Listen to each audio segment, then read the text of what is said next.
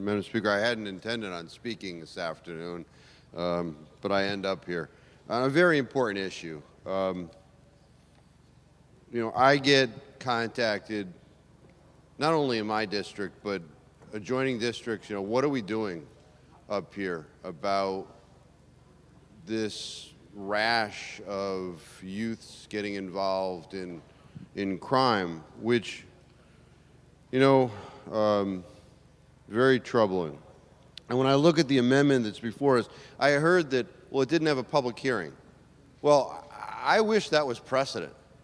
I wish that that was the rule around this building, because it certainly isn't. I think we hear that all the time. Didn't have a public hearing from this side of the aisle, and the other side of the aisle says, well, it doesn't really matter. Stop talking. Just go green on the board. I don't adopt that principle.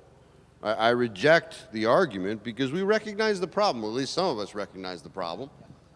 And my brief review of this amendment, it appears that it addresses, at least initially, some of those concerns. So when we look at the first portion, DCF does some wonderful work with families.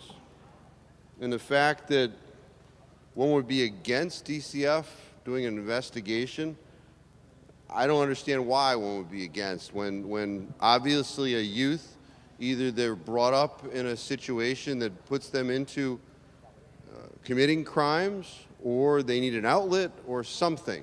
There has to be an answer. I think it's appropriate. And when we look at one who has been adjudicated previously as delinquent, and then they get involved with a higher level crime, that we're addressing that also.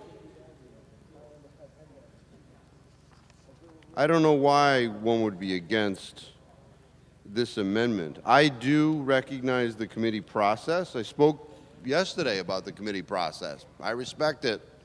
Others don't.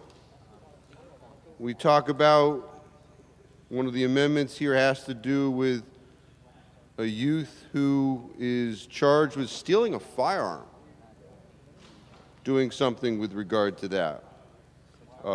Use of a deadly weapon.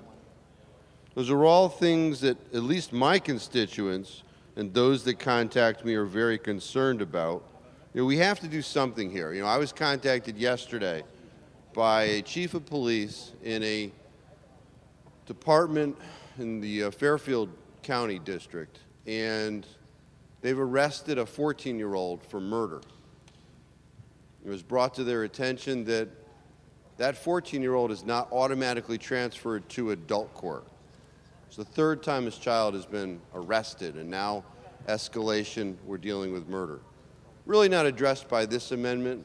I do apologize for getting a little off course. But the fact of the matter is, this is incremental. And the amendment that's before us meshes into the bill that's before us. It's appropriate that we do something here. And I do rise in support of the amendment. Thank you, Madam Speaker.